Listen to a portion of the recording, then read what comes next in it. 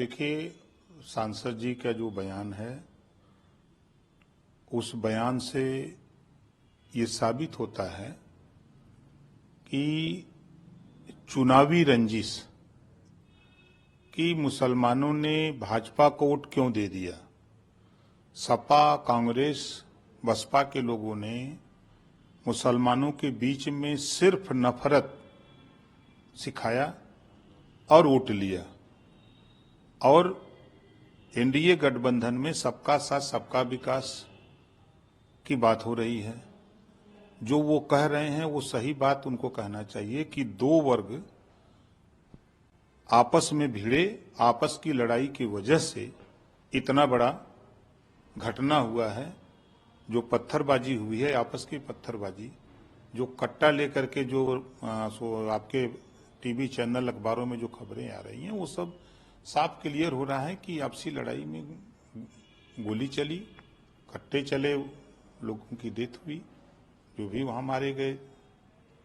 और जो उपद्रवी थे वो आपस में लड़ रहे थे, उसमें पुलिस का कोई रोल नहीं। अखिलेश यादव कल अम्बेडकर नगर में थे। अम्बेडकर नगर में पे जो प्रेशर डाला उससे ध्यान भटकाने के लिए इसको संभल में दंगा करा दिया। और उसके बाद अगर सरकार और पुलिस एक तरफ लोगों की तस्वीरें जारी कर रही है तो उनकी भी तस्वीरें जारी करें जो सर्वे करने गए थे एक भीड़ को लेके, जो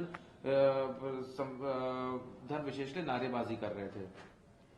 देखिए, वो चुनाव के पहले बड़े बयान आ रहे थे कि हम 9 की 9 जीत रहे हैं। तो चुनाव के रिजल्ट आने के बाद उस समाजवादी पार्टी के नेता के बयान हताशा और निराशा के।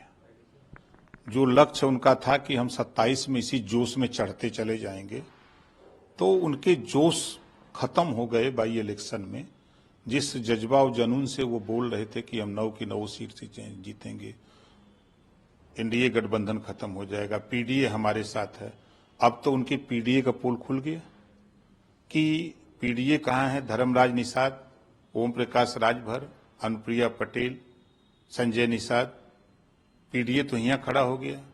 किशोर मौर्य, ये सारे जितने हम लोग पीडीए के नाम दे रहे हैं वो उनका पीडीए, इधर पीडीए है, उधर तो परिवार डेवलपमेंट अथॉरिटी है, यहाँ पिछड़ा दलित अल्पसंख्यक है। तो इस बात से अखिलेश जी घबराए हुए हैं। उनके जो भी बयान आ रहे हैं वो हताशा और निराशा के हैं। संभल में दंगा और जो संभल में हिंसक घटना हुई उसमें बार बार वो ये कह रहे हैं कि अगर पोस्टर जारी हो रहे हैं तो उस भीड़ के और उस सर्वे करने वाली टीम की भी जारी हो, जो एक भीड़ लेके गए नारे लगाते हुए और वहां पे जाके उन्होंने पहले इनिशिएट किया, प्रोवोक किया, जिसके चलते ये हादसा हुआ। अगर ये अखिलेश जी उसको दूर बैठ करके संजय की तरह, जैसे महाभारत में संजय देख रहा था दूर से, अगर उस तरह अगर अखिलेश जी देख रहे थे तो उनको एक वीडियो बना लेना चाहिए था पूरी घटना का।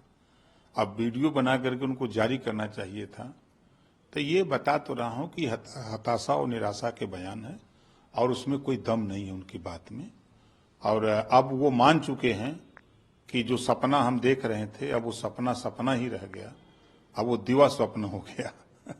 एक और सवाल है, अभी जिस तरह से वक्फ बुक को लेकर तमाम चर्चाएं चल रही थी, जेपीसी भी गठित करी गई थी, अब ये कहा गया है कि अभी और समय दिया जाएगा ताकि सभी लोगों से चर्चा हो सके, लिहाजा इस सत्र में नहीं बल्कि 2025 के सत्र में इस पर चर्चा होगी। देखिए, संशोधन की आवश्यकता है। उसमें जो अल्पसंख्यक के नौजवान हैं, गरीब हैं, कमजोर हैं, महिलाएं हैं, उनको भी हक मिले। और जो जिस तरह का कानून है उस कानून में जो मजबूत लोग हैं वही हावी हैं, कमजोर को हिस्सा नहीं लेने दे रहे हैं। और मुस्लिम समाज के कमजोर मुसलमानों का हक मजबूत मुसलमान लूट रहा है। इसको हक के छीना झपटी न हो, इसको रोकने के लिए कानून में संशोधन हो रहा है।